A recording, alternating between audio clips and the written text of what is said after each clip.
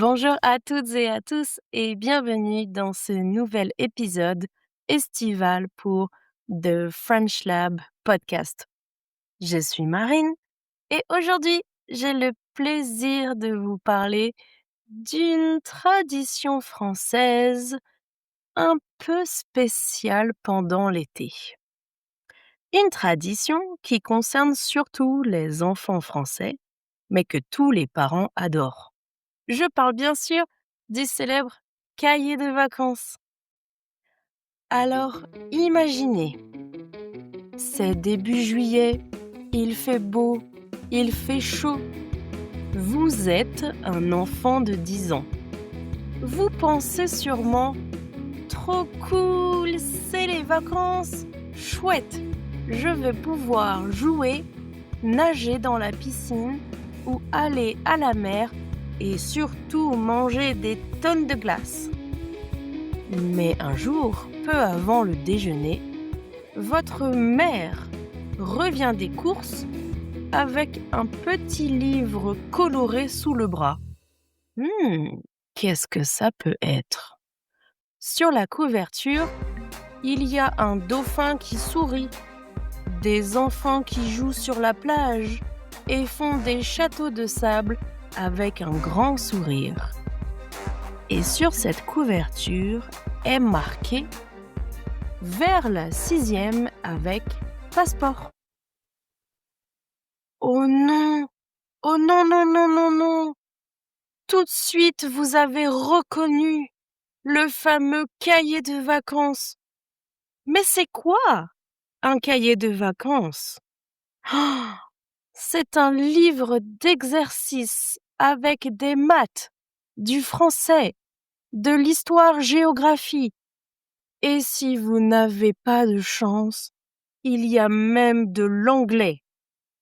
Tout ça à faire pendant l'été.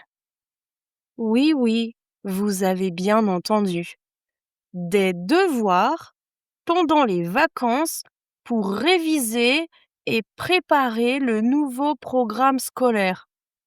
Mais quelle horreur! Le concept est simple. Chaque matin, en France, c'est le même rituel pour la grande majorité des enfants.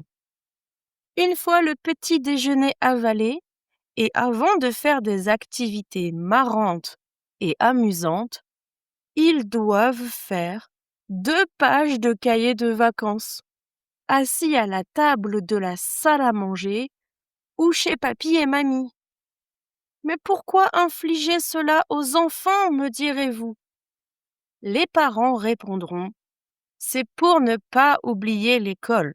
Tu ne dois pas oublier ce que tu as appris cette année. Alors, les amis, il y a 2 types de réactions possibles. Si vous êtes comme moi, vous avez sûrement terminé le cahier de vacances entier en 2 semaines.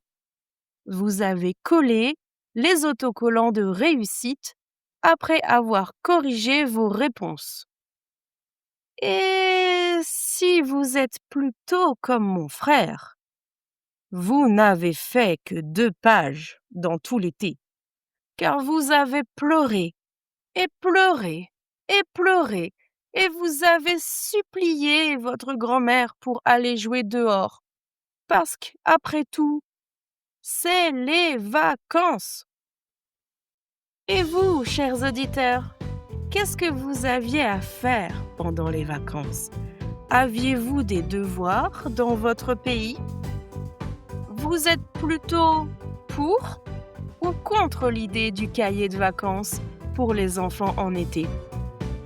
Laissez-moi un commentaire sous la vidéo pour en discuter. Merci à tous d'avoir écouté notre podcast sur le cahier de vacances et à bientôt pour un nouvel épisode. Salut!